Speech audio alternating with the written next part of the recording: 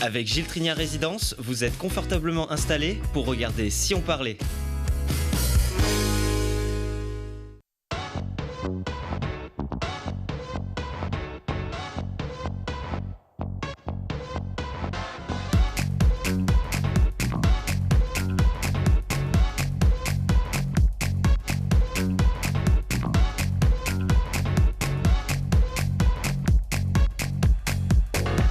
Bienvenue à tous, très heureuse de vous retrouver, fidèles au poste tout au long de l'année 2025. On vous espère en pleine forme et on va déjà tenter de vous faire du bien avec un bonheur pour les yeux qui fait du bien à la planète. La photo sauvage d'un Grenoblois est distingué dans la sélection d'un prix mondial de grande renommée.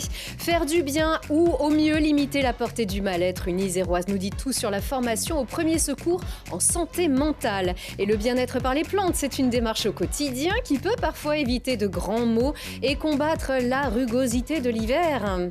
Avec notre herboriste, docteur en pharmacie, Stéphane Rossi, bienvenue. Merci. Alors que les épidémies galopent, on va tout savoir sur ce qui peut apaiser, prévenir en douceur toute l'année, mais surtout en hiver.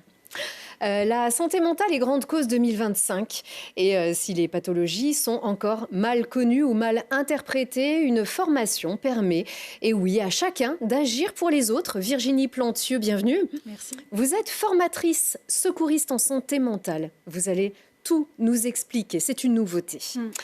Et puis c'est un rituel pour beaucoup d'entre nous, dont je fais partie, j'avoue, découvrir en fin d'année les photos sélectionnées au fameux concours Wildlife Photographer of the Year, le photographe de l'année en nature sauvage, la vie sauvage, le plus prestigieux concours de photos animalières au monde. Et parmi les nommés aux Oscars de la photo animalière, Samuel. Bienvenue, Samuel Bloch.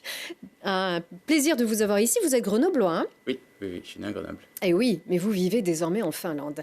Et vous êtes venu justement pour nous parler de cette drôle d'aventure, une très très belle aventure. Vous faites partie des photographes dont la photo fait partie de la sélection prix du public de ce concours prestigieux. Alors on la regarde tout de suite, hein, cette photo, c'est un pétrel de Hall, on dit de Hall. Oui. On la découvre, cette photo, elle a été prise en Nouvelle-Zélande. C'était une surprise pour vous, cette sélection ? Qui est très convoité. Oui. On l'espère toujours, hein, quand on rentre dans ce genre de concours. On espère, c'est un peu un rêve, mais il y avait presque 60 000 photos qui ont été entrées, qui ont candidaté. Donc forcément, c'est un petit peu... Oui, ça fait quelque chose. Bah bien sûr. Alors, on est très honorés aussi et très heureux pour vous. Vous aviez postulé avec cette photo-là. Est-ce qu'on doit envoyer plusieurs photos ? Comment est-ce qu'on est sélectionné ? On en arrive là ? Donc, ça dépend un peu des concours. Celui-ci, je crois qu'on peut rentrer 25 photos au total sur une variété de catégories. C'est ce que vous avez fait ? Oui, j'avais envoyé 25 photos. Animal dans son environnement, comportement, ce genre de choses. Donc, j'en avais envoyé 25. Donc il y a plein de catégories aussi et vous ne savez pas forcément pour laquelle vous allez être... Si. Quand on présente une photo, on choisit la catégorie dans laquelle on veut la rentrer. Prix du public, on ne choisit pas, c'est le public Alors qui... oui, voilà. c'est vrai. Du coup, en fait, ils choisissent 100 photos qui sont la sélection du jury, donc catégorie par catégorie, avec un vainqueur de catégorie. Et puis ensuite, ils choisissent 25 photos qui vont dans le prix du public. D'accord. Alors, pour décrire ce prix, en fait, vous pouvez en prendre connaissance sur le site. Alors, en français, Natural History Museum. Avec toute une sélection de photos qui sensibilisent à la vie sauvage. Des photos qui sont très surprenantes, qui sont d'une douceur inouïe, comme celle-ci, dans laquelle on fait beaucoup d'anthropomorphisme aussi. On va tous se reconnaître dans ces postures parfois cocasses, dans la composition. C'est une photo qui est récompensée pour... c'est un petit peu tout à la fois sa qualité, sa composition, le message qui va se cacher derrière, sur les animaux, sur la nature. Oui, il y a... surtout quand j'étais à la cérémonie des récompenses, il parle de storytelling, de raconter des histoires. C'est très important pour ce concours-là, en tout cas. Alors forcément, il faut que la photo ait des qualités visuelles, mais ils sont aussi très intéressés par l'histoire. Oui, alors vous, c'est prix du public. Alors regardez, on va la voir, cette catégorie.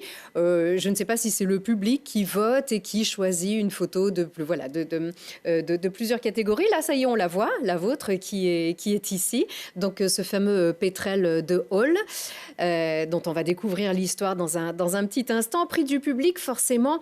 Ce qui touche beaucoup, c'est aussi la singularité de la photo, c'est son environnement. Elle est souvent cocasse aussi. C'est parfois un petit peu drôle. Oui. Il faut que c'est quelque chose d'intéressant, quelque chose qui attrape l'attention. Et qui doit parler au monde entier. Oui. Alors là, regardez, cherchez l'hermine. J'aime beaucoup celle-ci. Elle est très blanche, mais elle fait partie aussi des sélections comme la vôtre. Et donc, des milliers et des milliers de photos qui sont envoyées. Donc, on peut revoir votre pétrel de Hall photographié en Nouvelle-Zélande. Elle est intéressante parce que, déjà, dans sa composition, elle est super. On dirait un dodo, hein, le pétrel de Hall. Ah oui, c'est ce que j'ai lu sur Internet, oui. Oui, cette espèce de gros bec avec le tube au-dessus du bec, oui. Il y a toute la magie de cette forêt qui l'entoure. Et pour vous, cette photo, elle est porteuse d'espoir et elle est assez inhabituelle. Le pétrel de Hall, il n'a pas bonne réputation. Non, on le voit souvent. Moi, quand j'étais petit, je regardais les documentaires animaliers et on le voit souvent. En fait, c'est un oiseau qui est souvent charognard ou prédateur. Et donc, on le voit dans les documentaires. Il va essayer d'attraper des bébés manchots. Donc, il se balade en bordure de colonie. Il va essayer d'attraper un bébé manchot, le retirer à ses parents. Donc, c'est...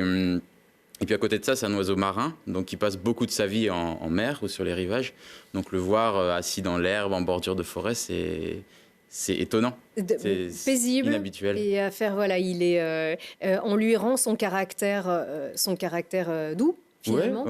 Oui, c'est paisible. Hein. Et vous aviez été surpris de le trouver là ? Non, parce qu'on sait que forcément, ils doivent bien nicher quelque part, ces oiseaux, chaque année. Donc ils se retrouvent sur des petites îles comme celle-ci. Et les conditions, j'imagine, sont pas évidentes pour photographier. C'est dans cet environnement-là que vous l'aviez trouvé ? Est-ce que vous l'aviez suivi, ce pétrel ? Vous saviez que vous alliez trouver un pétrel ? C'était une volonté de prendre cette photo-là ? Non, pas du tout. En fait, c'est dans le cadre d'une croisière expédition de 3 semaines qui allait d'île en île au sud de la Nouvelle-Zélande, en fait, entre la Nouvelle-Zélande et l'Antarctique. Et donc, on va d'île en île. Et donc la photo, le paysage qu'on a vu juste avant, c'est pas loin. Et donc c'est dans ce genre un peu d'environnement. Donc c'est très au sud, donc c'est très venté, très pluvieux, très humide. Celle-ci, elle aurait pu être primée aussi, hein, parce qu'il y a vraiment une composition avec la ligne. Et oui, vous l'aviez envoyée aussi ? Oui, il y a quelques années d'ailleurs. En fait, quand on envoie une photo, il demande d'abord les fichiers RAW, donc ils sortent de l'appareil photo pour vérifier qu'il n'y ait pas de trucage. Donc il m'avait demandé cette photo et puis il l'avait pas envoyée dans les sélectionnés. Il n'avait pas été allé jusqu'au bout, mais ça les avait quand même intéressés. Et les phoques également, vous les avez beaucoup photographiés ? Pas beaucoup, parce qu'ils sont très discrets. Mais c'est un projet sur lequel il y a des belles photos. Oui, ça en plus, on ne prend pas des photos comme celle-ci par hasard. Ouais, alors lui, il est spécifique. Il habite en Finlande. Il est endémique d'un lac dans l'est de la Finlande et il est surtout très menacé. Actuellement, il y en a 500 grâce à un gros programme de conservation qui les aide beaucoup. Et c'est interdit de l'approcher.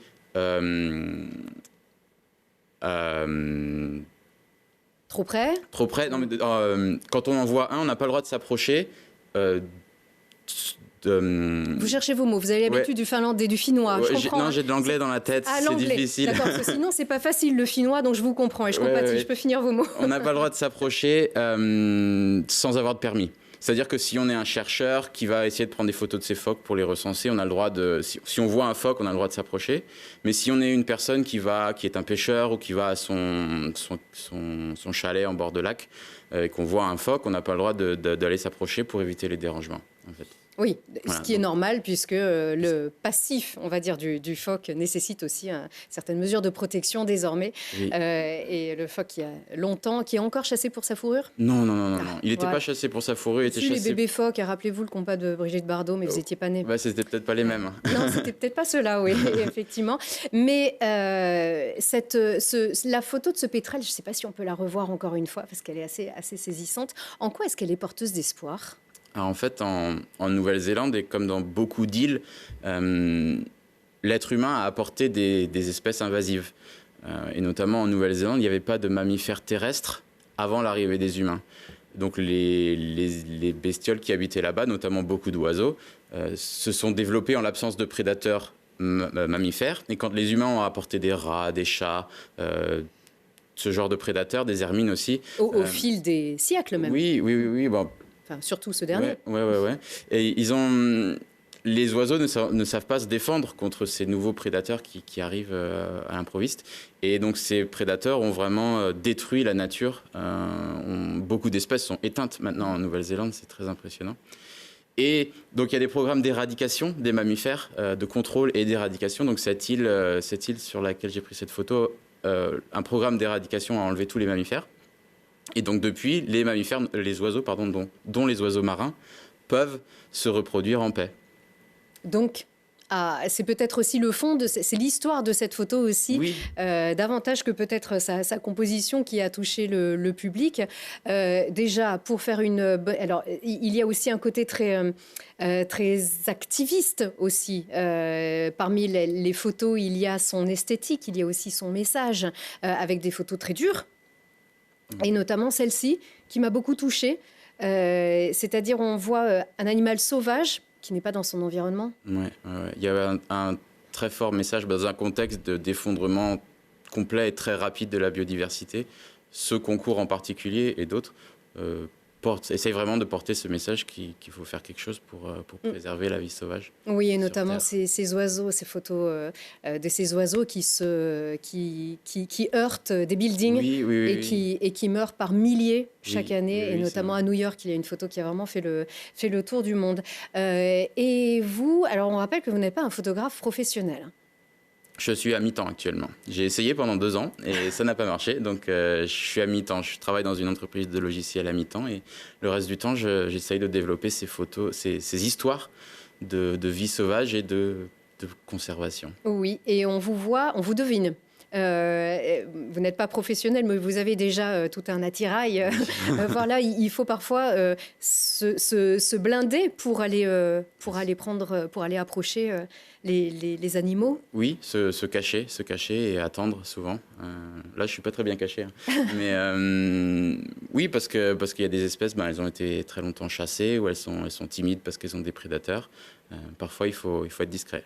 Oui. Et vous avez préparé est-ce qu'il faut se préparer plusieurs mois pour savoir quand une espèce va sortir, pour savoir quand une lumière aussi va apparaître? Pour beaucoup aussi, une bonne photo, elle dépend de sa composition, de sa lumière. Il faut être présent au moment, en fait. Le Wildlife, le concours, souvent récompense aussi cet instant, d'avoir été là, à cet instant où tout concorde. Est-ce qu'une photo, c'est aussi parfois un miracle?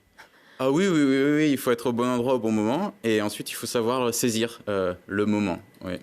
Donc parfois il y a beaucoup de recherche de terrain et parfois pas du tout, c'est juste de la chance d'avoir été là, visiter un nouvel endroit et paf, ça arrive. Ça arrive, donc il y a aussi un petit facteur chance. Oui. Elle va changer quelque chose pour vous, cette photo et cette sélection en tout cas? Je sais pas, pour l'instant j'en sens pas vraiment les effets à part quelques followers de plus sur les réseaux sociaux, mais pas grand chose, on verra. C'est une belle ligne sur mon CV et puis... Oui. Eh ben, alors, donc Samuel Bloch CH, oui. c'est ça. Oui. À la fin, on peut vous suivre. Oui. samuelblog.fr, c'est mon site web. À partir de là, vous trouvez tout ce qu'il faut, toutes les infos. Eh ben, on peut vous suivre sur Internet et pas forcément à Grenoble, donc, puisque vous avez quitté la région pour aller travailler en Finlande. Vous faites du métal aussi, hein, c'est ça? Je fais pas, mais je suis fan. Vous étiez fan? Ah ouais, je suis fan. C'était pour ça aussi que vous... Oui, c'est une attirance pour la neige et la musique extrême en Finlande. Mais en tout cas, bravo. Vraiment, on vous souhaite tout le meilleur avec cette photo. En attendant, peut-être aussi d'autres et puis d'autres sélections. On ne sait pas si certains peuvent être aussi primés, se faire une réputation par le biais de ce concours. C'est ce qu'on vous souhaite. Merci beaucoup, Samuel.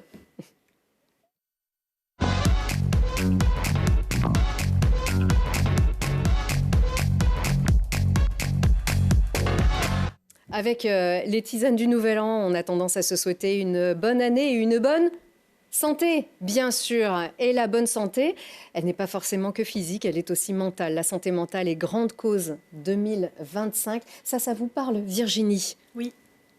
puisque vous êtes formatrice en premier secours santé mentale. Alors, on connaît bien sûr les premiers secours, qu'on peut même réaliser cette formation, on peut la suivre très tôt, et notamment dès l'enfance, on est sensibilisé aux gestes des premiers secours. Santé mentale, c'est encore très nouveau. Oui, alors c'est nouveau en France. Ça a été créé déjà en 2000 en Australie. Ça vient d'Australie. C'est une éducatrice qui a été aussi, qui a connu des troubles psychiques sévères. Et avec un professeur en médecine, ils se sont rendus compte qu'il n'y avait rien qui existait pour aider en première intention ceux qui rencontrent des troubles psychiques. Et ils ont créé une formation en Australie en 2000. Et cette formation s'est diffusée. Elle s'est diffusée jusqu'à nous. Vous avez suivi cette formation et désormais, vous êtes formatrice. Oui. Vous l'aviez suivi quand, cette formation? Il y a quelques années? C'est encore... Non, c'est tout frais. C'est encore plus très récent. Oui, parce qu'en France, c'est arrivé en 2018. Et les formations ont commencé en 2019. Le Covid est passé par là. Et moi, j'ai été formée en novembre en tant que formatrice. Un peu avant, au mois de juin, j'ai été formée comme secouriste. Et ensuite, j'ai fait mon parcours pour devenir formatrice en novembre dernier. Et alors, est-ce que cette fameuse pandémie, ce coronavirus, a changé quelque chose dans l'appréhension de la santé mentale dans notre société française? On commence à voir les chiffres qui arrivent suite à la pandémie. Je pense notamment dans le milieu étudiant. Avant pandémie, on était à 25% de troubles anxieux-dépressifs dans le milieu étudiant. Aujourd'hui, on est à 41%. Donc, on voit l'évolution de la pandémie, l'impact que ça a pu avoir sur les personnes. Les chiffres commencent à arriver, mais on se doute que par rapport à les chiffres qu'il y avait avant, ça a évolué dans les troubles psychiques les plus courants. Et vous qui êtes enseignante en espagnol, est-ce que c'est ça justement? Est-ce que vous avez été sensibilisée à la santé mentale des jeunes après cette pandémie? C'est pour ça que vous avez réalisé cette formation? Alors, ça sera un but plus tard. Là, je suis formatrice pour l'instant pour les adultes, mais avec l'objectif, oui, de pouvoir ensuite dispenser cette formation dans le module jeune. Et il va y avoir un module ado qui va être créé prochainement en 2025 par l'organisme PSSM France. Parce qu'effectivement, le public jeune fait partie des publics le plus touchés par les troubles psychiques, d'autant plus que la plupart de ces troubles se déclenchent avant 25 ans, dans 74% des cas.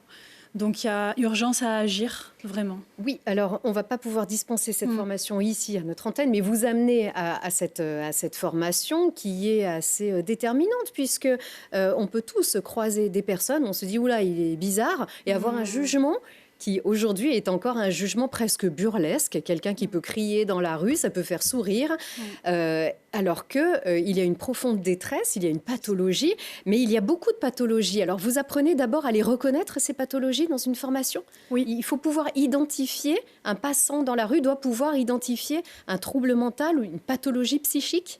Alors, bon, déjà, c'est vrai qu'on n'est pas thérapeute à la fin de cette formation, on ne pose pas de diagnostic. Par contre, on nous donne des moyens de déceler. Donc l'alerte, voilà, une alerte. C'est pas un jugement, c'est on peut reconnaître, il faut une démarche. C'est ça. On nous apprend dans la formation à reconnaître des signes et symptômes. De quoi, par exemple? Parce qu'il il peut y avoir des personnes qui peuvent être enivrées, il y a des personnes qui peuvent être en délire psychotique. Comment est-ce que... Alors, la formation, elle se déroule, elle s'axe surtout sur les plus grands troubles, enfin les troubles psychiques les plus courants. Comme? Alors, le trouble dépressif, les troubles anxieux, les troubles psychotiques et les troubles liés à l'utilisation de substances. Donc ça, c'est les troubles sur lesquels on va travailler le plus pendant la formation parce que ce sont les plus courants où les gens sont le plus touchés. Donc les troubles dépressifs, notamment au sein d'une même famille, puisqu'il peut y avoir des comportements qu'on peut déceler et qui sont complètement ignorés par les membres d'une famille, par exemple. Si on n'est pas par la personne elle-même. Si on est déjà en première intention, c'est vrai que pour soi, elle est formidable cette formation parce qu'on apprend vraiment à comprendre. À reconnaître la dépression et à la comprendre. À comprendre des choses que... En fait, c'est un handicap invisible qui est reconnu depuis 2005. Donc, c'est vrai que déjà, nous-mêmes, en tant que citoyens, on ne sait pas tout ça, mais de franchir cette porte, de l'ouvrir, on on comprend ensuite la souffrance réelle, parce que là, on parle de pathologie, vraiment, de maladie. Et la schizophrénie est aujourd'hui, par exemple, très mal connue. Même la bipolarité, Oui. Ce sont des troubles qu'on a du mal déjà à connaître, à reconnaître. Oui. Et ça, cette formation vise aussi à démystifier, enfin, Voilà, ce ça vise trouble psychique complètement, qui est répandu, on peut le dire. Alors, qui est répandu, mais en 1 pourcentage... à 2% de la population, voilà, c'est ça. C'est ça. Et déjà... les troubles psychotiques sont pas évidents à comprendre. Et cette formation permet de démystifier justement et de déstigmatiser. Ça, c'est vraiment très important. Et de se rendre compte de la réelle souffrance de ces personnes qui souffrent de ces troubles. Mais alors, que faire ? Qu'est-ce qu'un premier secours en santé mentale? Si vous avez identifié ces facteurs chez une personne dans votre quotidien, vous n'allez pas nous dire, mais qu'est-ce qu'on fait? Qu'est-ce que c'est un premier secours? Est-ce que c'est déjà avoir les bons réflexes et appeler en cas de trouble important, qui peut aussi provoquer un trouble à l'ordre public, hein? Il y a des personnes qui peuvent parfois crier ou être menaçantes, ou pas, d'ailleurs. Justement, c'est ce qu'on apprend dans votre formation. Un trouble psychotique n'est pas un trouble violent. Mais est-ce qu'il y a l'écoute, il faut parler, qu'est-ce qu'il faut faire? Alors, pour comparer avec la formation de premier secours physique, on a le protéger, alerter, secourir. Ça, c'est ce qu'on nous apprend à faire. Protéger, alerter, secourir. Ça, c'est pour les interventions en premier secours physique. Il y a l'équivalent dans le premier secours en santé mentale. Donc, il y a un plan d'action qui s'appelle aérer. C'est une méthode mnémotechnique qui nous permet de nous souvenir pour nous outiller et nous apaiser quand on se sent d'intervenir. Il faut toujours se sentir avant d'intervenir. Sinon, il vaut mieux pas intervenir et passer le relais. Ça, c'est important. On axe vraiment sur ça. Prendre soin de soi avant de prendre soin des autres. Sinon, on ne pourra pas le faire. Donc, aérer, ça veut dire approcher la personne. Il y a toute une façon de le faire. On nous apprend pour chaque trouble. Pour le trouble dépressif, il faudra approcher de cette façon. Pour le trouble anxieux, il faudra approcher de cette façon ou pas. On nous dit aussi ce qu'il ne faut pas faire. Et pareil pour les troubles psychotiques, pareil pour les troubles liés à l'utilisation de substances. Donc, on approche la personne, on évalue et on assiste en cas de crise. Ça, c'est prioritaire. Si la personne est hors crise, eh bien, on peut continuer notre plan d'action aéré. Donc, aéré, ensuite, on écoute activement et sans jugement. Ensuite, on réconforte et on informe. Informer notamment de l'espoir d'aller mieux. Rien que ça, pour les personnes, c'est beaucoup. Parce qu'on peut se rétablir et on se rétablit. C'est ça qui est formidable. Ensuite, encourager à aller vers les professionnels. Donc, c'est peut-être déjà le cas pour certains qui ont décroché ou qui ne sont pas en état de par eux-mêmes aller les suivre. Parce que le but de l'intérêt des premiers secours en santé mentale, d'être secouriste, c'est on intervient s'il y a un développement de troubles psychiques, mais en cas aussi de détérioration d'un trouble existant. Donc c'est pour ça que on peut intervenir aussi à ce moment-là. Il peut être suivi ou pas suivi. Après, ce qui est intéressant dans le fait d'encourager à aller vers les professionnels, on ne dit pas forcément les professionnels de santé. Ça dépend des personnes. On va peut-être encourager différemment suivant ce qu'on a ressenti. Ça peut être effectivement en première intention son médecin traitant. C'est très bien. Peut-être ça peut rassurer si on a peur d'employer le mot psychothérapeute parce que certains, ça leur fait peur. Oui, ça fait peur. Ça peut faire peur. Mais il y a d'autres professionnels, en fait. Il y a des groupes d'entraide mutuelle, des GEM. Il y en a à Grenoble. Il y a des clubhouses. Il y a des maisons perchées. Enfin, il y a plein d'associations, plein d'organismes publics qui sont là pour soutenir les personnes. Mais alors, en fond de toile, il y a aussi, encore une fois, quand on démystifie, ça veut dire qu'on efface la crainte du jugement. C'est aussi bien pour l'entourage que la personne elle-même. C'est le jugement qui, aujourd'hui, parfois, empêche d'aller frapper à certaines portes, d'aller consulter des spécialistes. C'est-à-dire, il faut accepter et ne pas se sentir jugé. C'est aussi le but de cette formation. Dans cette formation, on est là pour aider et pas pour juger. Oui, on nous apprend justement à ne pas juger, parce qu'on a cette tendance, c'est naturel en fait de juger, mais au moment où on est secouriste, on met notre casquette de secouriste et on n'est pas dans le jugement. Et de le faire, la personne, en fait, pourquoi il y a beaucoup de freins? Il n'y a que 32,7% de personnes qui acceptent d'être suivies, d'être aidées par des professionnels. Un tiers. C'est pas beaucoup. Mais pourquoi? Parce qu'il y a tellement de freins, et donc la peur du jugement.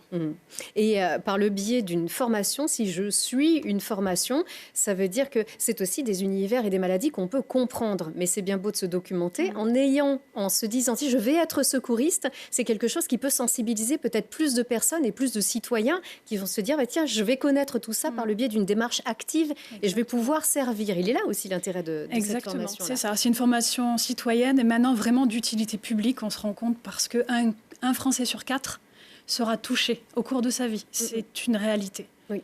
Et voir 1 sur 5 par la dépression aussi, oui. qui n'est pas rare, encore une fois. Si on veut suivre alors cette formation auprès de vous ou être formateur aussi à notre tour, où est-ce qu'on se renseigne ? Alors, sur PSSM France. PSSM France, voilà. Et on saura tout. C'est Premier Secours en Santé Mentale France. C'est l'organisme accrédité pour la France. Il n'y en a qu'un en France. Il est à Lyon. Et c'est PSSM France. Voilà. Et pour le reste, voilà, tout ne se dit pas parce que ce sont des formations quand même très spécifiques. Oui, très cadrées. Mais merci de nous en avoir dit plus, bien sûr, sur cette... Ça vous parle, ça Oui, je pense que c'est quelque chose vraiment à développer. On le voit, moi, à l'herboristerie, les gens poussent la porte et des fois, on est face à des situations délicates parce qu'on sent un mal-être. Venant d'une profession médicale, on vient vous demander des plantes, justement, c'est ça? On peut venir me demander des plantes, oui, des plantes, des fleurs de bac, ou des fois on ne sait pas ce qu'on vient me demander. On vient me demander de l'aide. Mais c'est encore fréquent aujourd'hui de vous demander des plantes psychotropes? Alors, ça peut être tout, oui. Puisque aujourd'hui, on en parle beaucoup, le CBD, etc. Est-ce que Il peut y avoir des plantes psychotropes et avec une action soit pour calmer, soit pour stimuler. C'est une grande famille d'actifs végétaux. Mais vous ne vendez pas tout. Il faut on ne vend pas tout. Il y a des risques et donc des encadrements, des réglementations. Et d'un niveau plus large, les psychotropes d'origine végétale sont de plus en plus étudiés, justement, dans des cas de maladies type schizophrénie, par exemple. D'accord. Mais vous, pas à l'herboristerie. Voilà, pas à l'herboristerie. Mais en tout cas, en tant que citoyen aussi, ça c'est quelque chose qui pourrait vous intéresser. Alors. Tout à fait.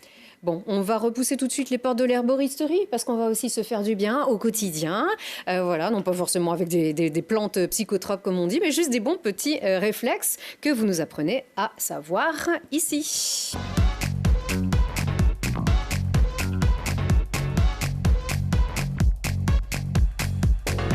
Regardez, il va déjà nous dire qui a la crève. Non, alors on a de la chance, hein, parce que tout va bien. Vraiment beaucoup d'épidémies, dites-moi Stéphane. C'est énorme, on est en pic épidémique pour la grippe déjà, et puis toutes les pathologies hivernales sont là. Les grippes, les gastro. Nouvelles, mais oui, il y a beaucoup de choses en cette saison. C'est les mois les plus, je dirais, éprouvants pour le corps, décembre, janvier, février. Donc, on va revoir votre herboristerie vide, quand même, pour faire... flûte, l'herboristerie. Je ne sais pas si on peut revoir votre herboristerie, Stéphane. Voilà, elle est là, elle est Courberia. Et elle s'appelle Autant d'effets, donc les fées, et les fées en un mot. Docteur en pharmacie et herboriste. On rappelle votre métier aujourd'hui, qui s'est raréfié. C'est vraiment... conseiller des produits de santé pour trouver un équilibre à partir des choses naturelles. C'est de la prévention, c'est du soutien pour optimiser cet équilibre naturel. Voilà, un métier à protéger puisque beaucoup aussi se déclarent herboristes, sans l'être. Oui, c'est pas réglementé. Donc on a de gros soucis à ce niveau-là puisque tout le monde peut prétendre utiliser, ce n'est pas un titre réglementé, donc se dire herboriste ou herbaliste ou plein de déclinaisons autour de ce terme-là. Il faut voir où on place le curseur en tant que consommateur, en tant qu'usager, de choses plus ou moins du niveau de la croyance, plus ou moins de la science. Les choses peuvent avoir leur place, mais avec plus ou moins de risques, et donc bien toujours savoir quelle démarche on entreprend, et donc les limites aussi du professionnel qu'on va voir. Et vous, c'est la science qui vous a ouvert à cette discipline, puisqu'on rappelle, vous êtes docteur en pharmacie et vous connaissez toutes ces propriétés. C'est ça, c'est une approche scientifique, pharmacologique.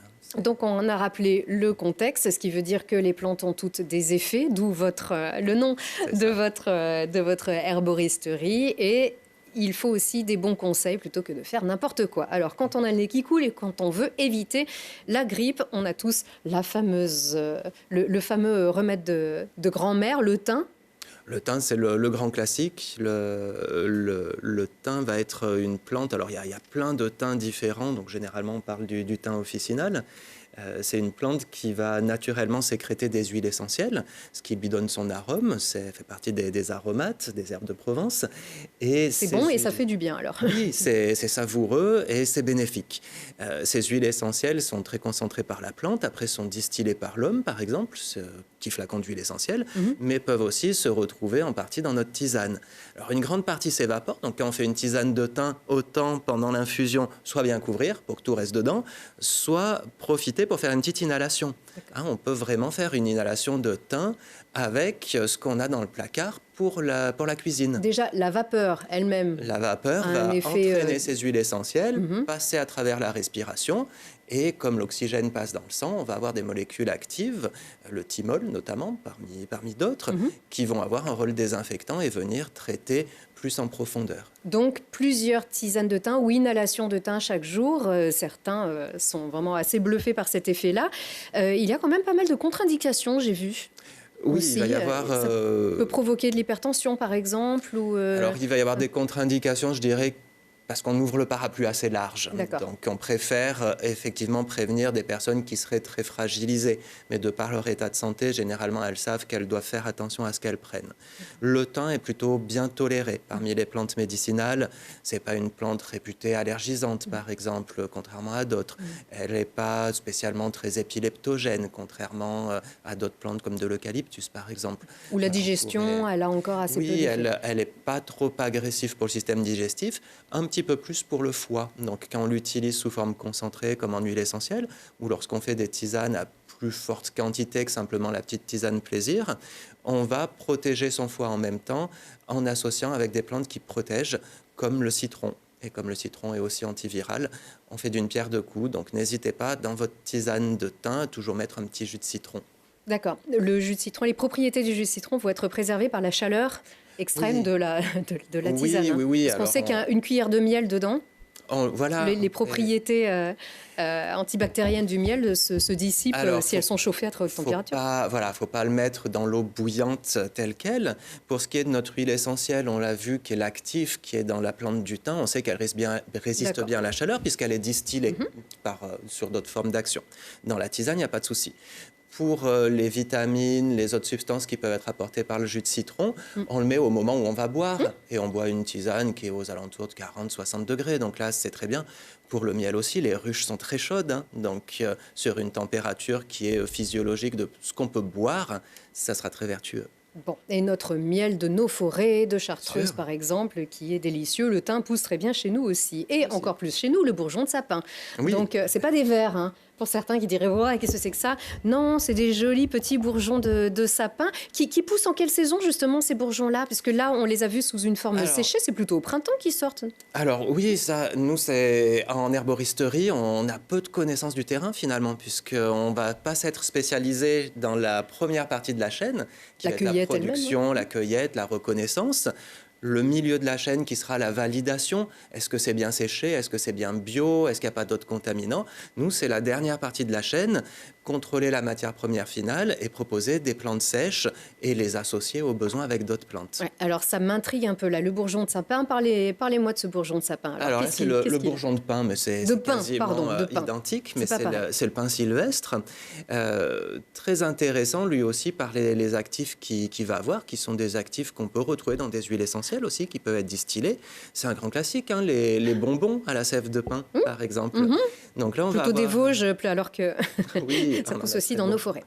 Donc là, on va avoir quelque chose au niveau pulmonaire. On va fluidifier les sécrétions, donc permettre de mieux expectorer, que ça ne stagne pas. On va avoir aussi quelque chose qui va assainir les voies respiratoires. On a quelque chose qui est aussi doux dans le goût, donc qui a une très bonne observance, parce qu'il peut y avoir des plantes très actives, mais qui sont très mauvaises. Donc la forme tisane n'est pas bien adaptée. Là, avec une tisane de bourgeon de pin, on se fait plaisir. C'est terriblement bon en pâtisserie. Ah oui, alors associé au miel, c'est absolument génial. La sauge aussi, on la connaît bien. Elle est très bonne, hein, elle aussi. La sauge sclarée, qu'on appelle d'ailleurs la toute bonne. Parce qu'elle est bonne pour tout, elle est bonne en goût, surtout la sclarée, qui est un petit peu plus douce, un petit peu avec des notes qui vont nous rappeler la coriandre ou la lavande, et un petit peu moins hormonale, donc plus facile d'usage. Et la sauge officinale aussi, dont on dit souvent qu'on ne peut pas mourir quand on a de la sauge dans son jardin. Donc, sauf si on est un chien.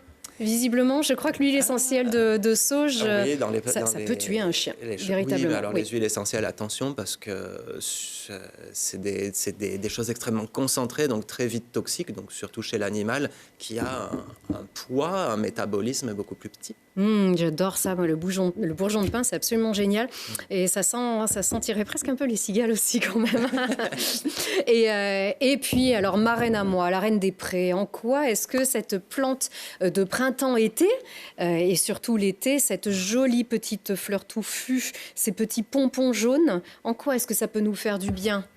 La reine des prés, on s'y est penché dessus, je dirais, ancestralement, parce qu'elle pousse dans des terrains un petit peu insalubres, un peu humides, où on va facilement attraper une fièvre, tomber malade. Ah. Et donc, théorie des signatures, un peu, entre guillemets, à l'époque, où si on avait un souci, on avait le remède à portée de main.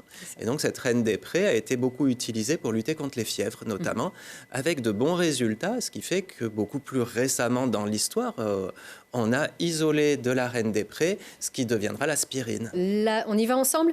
L'acide acétylsalicylique. Voilà, que les inconnus ont rendu très célèbre aussi à un moment donné, mais c'est véritable. Alors, si on conjugue le bourgeon de pin, le thym, la sauge, la reine des prés, on sait qu'on a beaucoup discuté les effets de ces fameux médicaments en vente libre, en pharmacie, qui désormais ne le sont. Je ne sais pas si ça y est, ça ne l'est plus, oui, parce qu'il y avait des effets, des effets très néfastes lorsqu'on a les premiers signes d'un rhume. Hop, un petit cachet. Là, est-ce que ça, on ne va pas dire ça remplace, mais en tout cas, ça apaise ou ça prévient ? C'est une bonne solution, justement. Ça peut venir soulager, attendre d'avoir l'avis du médecin si ça traîne. Hein. Mon grand-père disait souvent qu'un rhume, ça durait 7 jours. Si on voit qu'au bout du 5e jour, on ne va pas vers le mieux, on s'inquiète. Ou en cas de fièvre, de toute façon. Ou en cas de fièvre, ou chez la personne insuffisante cardiaque, la personne âgée, le jeune enfant, etc. Bien entendu, on reste raisonnable. Ne remplace pas le médecin. Ça, c'est très important. Nous, on va accompagner, on va aider avec ce qu'on a, je dirais, de facile, à portée de main, à garder un équilibre. C'est vraiment ça. Eh ben, merci beaucoup, Stéphane. Je vais garder tout ça. Ça vous va ? Il y a de quoi faire une bonne saison, là. Ah ouais, avec une voix sans aucun parasite. Merci beaucoup encore. Allez, on a une petite minute pour les bons plans.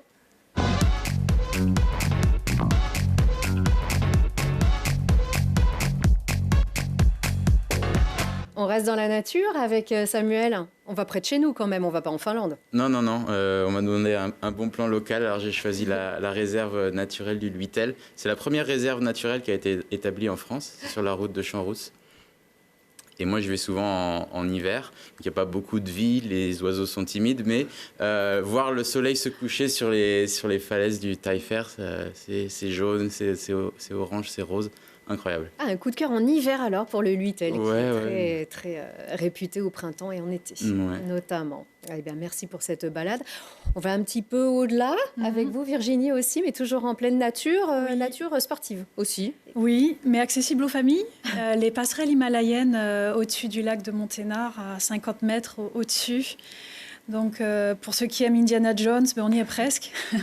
Et vraiment, par beau temps, ça vaut encore plus le coup parce que dessous, l'eau est couleur lagon. Et vous allez souvent vous y balader. Oui. On peut notamment y accéder pour faire une balade complète avec le petit train, par exemple. Aussi. Et vous, pareil, Stéphane, incroyable. Mais ouais, c'est pareil. Moi, je suis vifois aussi d'origine, donc un piquab en pure souche. Donc, forcément, c'est des choses qui me parlent. Et vous courez aussi ? Vous l'avez fait déjà, le trail des passerelles ? Non. Non, je cours pas, moi. Allez, prochain défi. On se retrouvera donc pour la chronique de septembre. S'il y a un 10 km, ça peut aller, mais pas plus. Il y en a des mini, il y en a même qui font... oui, il y a eu un 6, je ne sais pas s'il se fait encore, mais il y a plein de formules qui pourront convenir à chacun d'entre nous. Comment on dit... je vais essayer. Si, le finnois, attendez. Comment on dit merci ? Kiitos. Ah, kiitos. Ça, c'est facile, alors. Ça, y a pas de souci. Eh bien, kiitos. Samuel, bon retour. Pardon ? Ole hyvä. Voilà, d'accord, très bien. Et bonne année, comme on dit Hyvää uutta vuotta. D'accord. Hyvä uutta. Vous avez appris le finnois, alors là, vous avez encore plus de respect. Merci, mais oui. Merci beaucoup à vous tous de faire autant de bien à la population par toutes vos initiatives. On vous retrouve très vite. Et merci à vous tous encore pour votre fidélité. À très vite.